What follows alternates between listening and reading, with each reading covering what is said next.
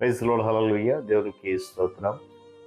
ప్రభు పరిశుద్ధ నామానికి మహిమ కలుగును గాక. క్రీస్తునందు పిల్లరా, దేవుడు తన మహాకృపను బట్టి మరొక నూతన ఉదయ కాలంలో వేడుకొని ఆయన పాద సముఖములో చేరి ఆయన నామాన్ని స్తుతించి ఆరాధించి గణపరిచే చక్కటి శ్రేష్టమైన ధన్యకరమైన సమయాన్ని మనందరికీ అనుగ్రహించిన విధానాన్ని బట్టి ప్రభు పరిశుద్ధ నామానికి మహిమ కలుగును గాక. క్రీస్తునందు పిల్లైన దైవజనులు, స్నేహితులు, విశ్వాసులు, సహోదరులు ఈ కార్యక్రమాన్ని వీక్షిస్తున్న ప్రియ దేవుని బిడ్డలందరికీ మన ప్రభువును రక్షకుడైన యేసుక్రీస్తు వారి ప్రశస్తమైన నామములు, శుభాలు, వందనాలు తెలియజేస్తున్నాను. మీరంతా బాగున్నారు కదా? చాలా సంతోషం. రండి, ఈ దినం కూడా మిమ్మల్ని ప్రేమతో ఆహ్వానిస్తున్నాను. అనుదిన అభివృద్ధి ఉదయకాలపు ధ్యానాలు అనేటువంటి ఈ ఆధ్యాత్మిక కార్యక్రమంలో నాతో పాటు పాలుబాక్సులు కండి. వాక్యాన్ని ధ్యానించి దైవాశీర్వాదాన్ని పొందండి. పిల్లలకి బైబిల్స్ ఉంటే తెరచి చూడండి. లేని పక్షాన చదివే మాట విని గ్రహించి వాక్య ధ్యానంలో పాలిబాక్తులు క్రమం మనం చేస్తూ నేటి దిన ధ్యాన వాక్యంగా 119వ సంకీర్తన 97వ చరణాన్ని చదువుతూ ఉన్నాను.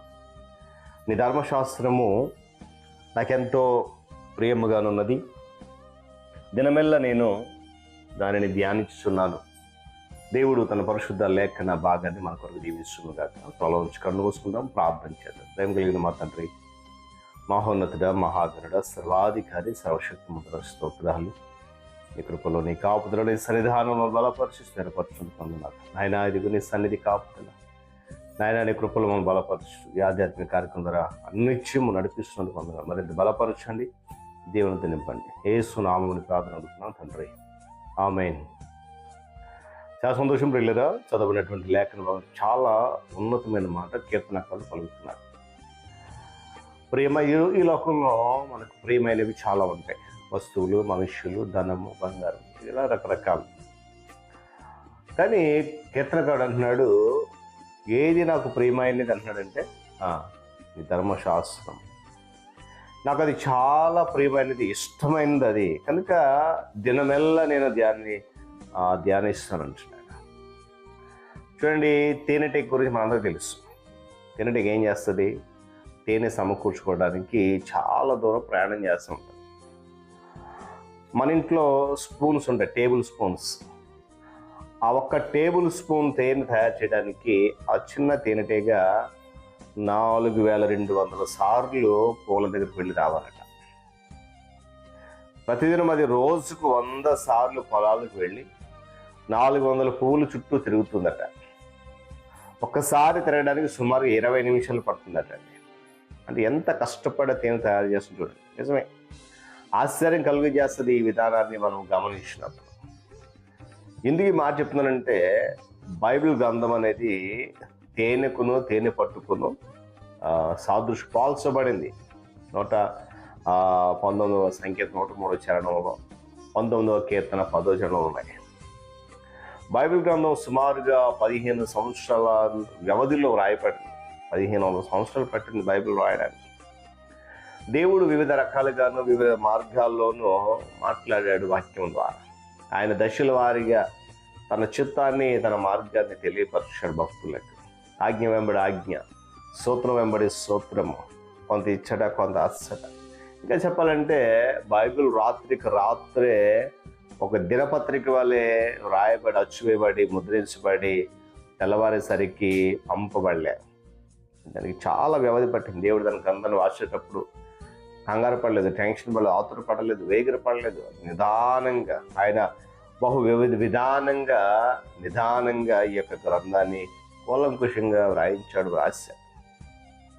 అది తిరిగి మార్చబడాల్సినటువంటి పని కానీ, తిరిగి ముద్రించాల్సిన పని కానీ లేకుండా రాయించాడు. కనుక 15 సంవత్సరాలు వ్యవధి పట్టింది దానికి. ఈరోజు గమనించాలి, ఇది మన అనుదిన ఆహారం, దీనికి వాక్యం. అందుకే అంటాడు భక్తుడు, నీ ధర్మశాస్త్రము నాకెంతో ప్రియముగా ఉంది, నేను దినమెల్లా ప్రతిరోజు దినమంతా కూడా దాన్ని ధ్యానిస్తాను. ఎందుకంటే అది దానిలో ఆ మధురమైన ఆహారాన్ని నేను భుజిస్తాను అనేటువంటి తన అర్థం. లేఖనాన్ని సరిగా అర్థం చేసుకోకపోవడానికి ముఖ్య కారణం ఏంటంటే మన అసహనమైనటువంటి విషయాన్ని గమనించాలి. బైబిల్ వాక్యాన్ని ధ్యానించే విషయానికి వస్తే, పురాతన తరం వాళ్ళకున్న ఇప్పటి ఆధునిక తరం వాళ్ళకు మాత్రం ఏమాత్రం కూడా ఓపిక, సహనం లేదు. పితరుల కాలంలో చాలా ఓపికగా కులంకుశంగా దేవుని వాక్యాన్ని చదివేవారట. ఇప్పటి తరం ఏమండి, నిమిషానికి ఆతురత, తొందరపాటు, ఓపిక లేదు, సహనం లేదు, కలుషిత ఆహారం, తక్షణమే తయారైన ఆహారానికి అలవాటు పడినటువంటి ఈ తరం వారి యొక్క ఆత్మ మనలో మిళితమైపోయింది. అందుకే అప్పటికప్పుడే దీవెన కావాలి, అప్పటికప్పుడే అన్నీ అయిపోవాలి. బోధకులు, స్వార్థికులు, దేవుని ప్రజలు తమ ఆదాయంలో తప్పనిసరిగా దశమ భాగం ఇవ్వాలని ఖండితంగా బోధిస్తారు. కానీ మనము మన సమయంలో కనీసం 20వ వంతు అనగా సుమారు దినానికి 1 గంట సేపు దేవుని యొక్క ధ్యానాన్ని, ఒక వాక్యాన్ని ధ్యానించిన అరుదుగా బోధిస్తూ ఉన్నాం. మరొక వైపు అనుదిన ధ్యాన విషయంలో రోజు కేవలం 5 నిమిషాలు అనేటువంటి నినాదాలు వినబడుతూ ఉన్నాయి రోజు. అందుకే ఈరోజు కీర్తనకారుడు మనందరినీ హెచ్చరిస్తూ మాట్లాడినట్టు దినమెల్లా ఆ దేవుని వాక్యాన్ని ధ్యానించి, ఎందుకంటే ఆ వాక్యము జుంటె తేనె దారుల కంటే కూడా మధురమైంది, శ్రేష్టమైన, విలువైంది. కనుక దేవుడు చూడండి, ఇశ్రాయేలు ప్రజల విషయంలో ఆయన ఆ కనాను వెళ్ళేటువంటి అరణ్య ప్రయాణంలో 40 సంవత్సరాలు మన్నా అనేటువంటి ఆహారంతో అనుదినం పోషించాడు ఆయన.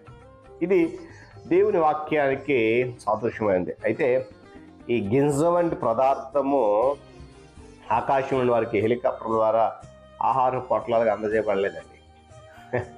అది ముందే సిద్ధపరచబడినటువంటి ఆహారం కాదు. అదేంటండి అంటే, జనులు ఏంటంటే తిరుగుచ్చు దాన్ని కూర్చుకోవాలి, కూర్చుకున్న తర్వాత ఆ తిరగటి విసరిలో వేసి రోట దంచాలి, అప్పుడు అది కొంత సమయాన్ని తీసుకుంటుంది, అప్పుడు వారికి ఆహారం తయారవుతుంది. దేవుని వాక్యామృతము నుండి మనము తగిన మేలును పొందుకుంటున్నామనేటువంటి అవగాహన మనకుంటే దాని కొరకు ప్రశాంతమైన, శ్రేష్టమైన సమయాన్ని తప్పక గడపాలన్నటువంటి మనం ఆ నిర్ణయాన్ని మనం తీసుకోవాల్సి ఉంటుంది. కనుక దీనికి మార్గాలేం లేవు, మనంతటా మనమే ఇది దేవుని వాక్యము, అనుదిన నాకు ఆహారము శ్రేష్టమైనది, విలువైనది గమనించి దాని వైపు మనము అడుగు వేయాలి. దేవుడి మాటలు మన కొరకు దీవించును గాక. కన్ను మూసుకునండి, ప్రార్థన చేసుకుందాం. ప్రేమ కలిగిన మా తండ్రి, వందనాలు. మహోన్నతుడ, మహాగణుడ, సర్వాధిపతి, సర్వశక్తిమంతుడ, నీ కృపా ప్రేమల కొరకే వందనాలు. ఆయన ఆత్మతో సత్యం నేను ఆరాధించాలని నీ వాక్యము సెలవిస్తుంది. అనుదినము లేఖన భాగాన్ని ధ్యానించాలని కూడా మేము బోధించబడుతున్నాం. ఒకవేళ మేము అట్లు లేవేమో, ఇతరపు వాక్యం ద్వారా మాలో ఒక శ్రేష్టమైన అవగాహన కలిగించినందుకు స్తోత్రాలు. ఈ ఆధ్యాత్మిక కార్యక్రమాన్ని అనేక మంది బిడ్డలు పాల్గొంటున్నారు, వింటున్నారు. మరింత బలపరచండి, దీవెనతో నింపండి. మీ కృప ద్వారా మీ కార్యం నెరవేర్చి వదిలింప చేయండి, దీవెనతో నింపండి. సమస్త ఘనత మీకు చెల్లిస్తూ యేసయ్య నామములో ప్రార్థన అడుగుతున్నాను తండ్రి, ఆమేన్. త్రియక దేవుని దీవెన, ఆయన సన్నిధి కాపుదల సదాకాలము మనందరికీ తోడేడు నడిపించును గాక. ఆమేన్.